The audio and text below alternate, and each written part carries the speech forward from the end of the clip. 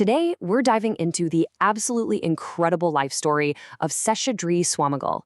He was a revered saint from the holy town of Tiruvannamalai, and his life is just this amazing mix of miracles, mystery, and profound spiritual wisdom.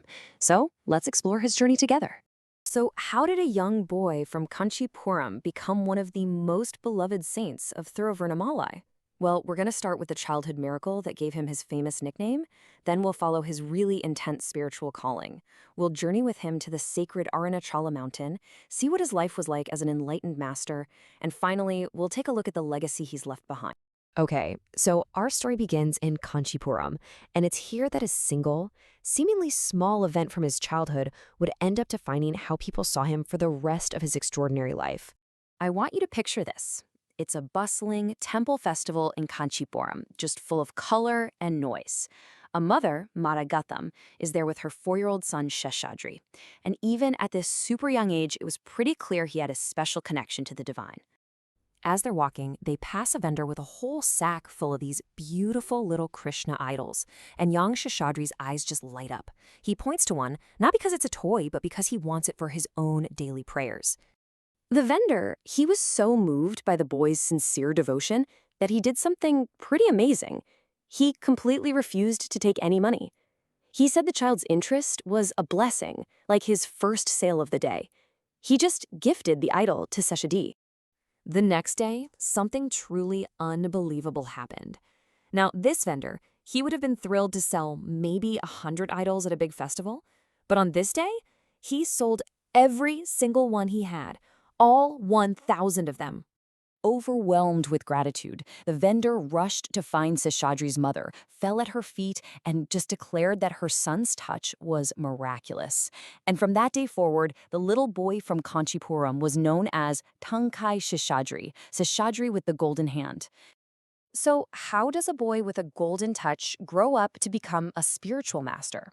Well, as he got older, his spiritual practices became incredibly intense. So intense, in fact, that they were often misunderstood, even by the people closest to him.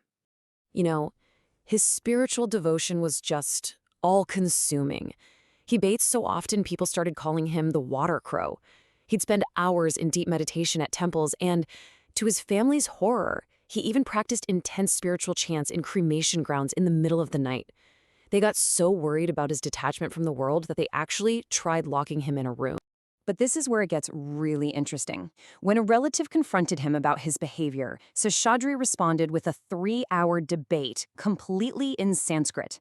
And he proved that his path was that of a Naishtika brahmachari, a lifelong spiritual seeker who isn't bound by all the conventional rules. The final turning point, though, it was a moment of pure magic.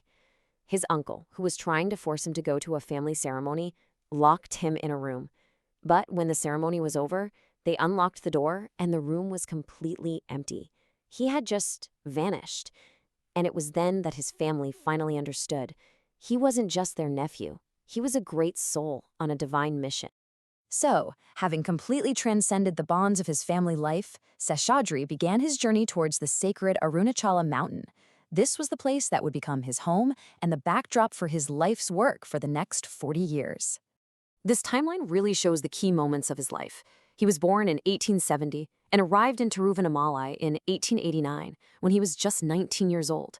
And he would spend the next 4 decades there, never leaving, right up until his Mahasamadhi, his final conscious departure from his body, in 1929.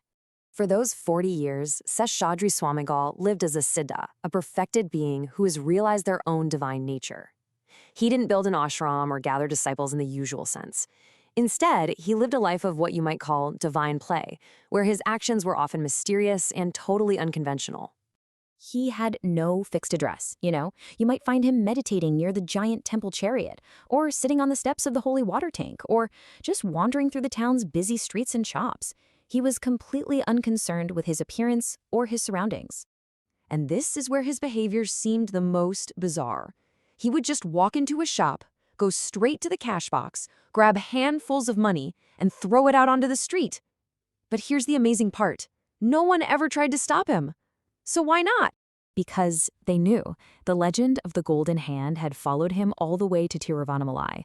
The shopkeepers didn't see it as theft. They saw it as a powerful blessing. They found that on the days the Swamigal took their money and threw it away, their sales would absolutely skyrocket. His touch, even in this really strange way, brought incredible prosperity.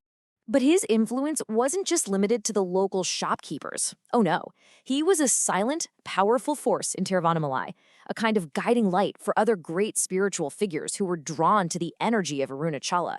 He famously recognized the divine state of the young Ramana Maharshi, who, as we know, would become one of the most renowned sages of the 20th century.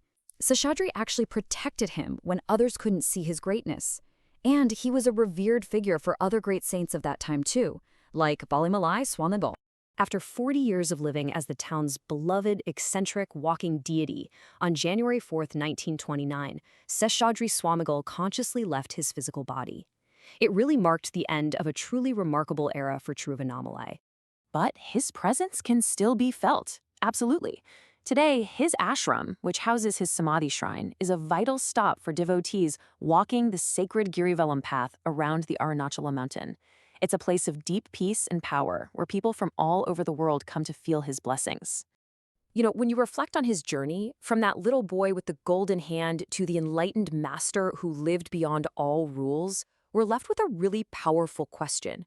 His life just prompts us to look beyond the surface, to see the divine in the most unexpected places, and to ask ourselves, what is the purpose of a truly free life?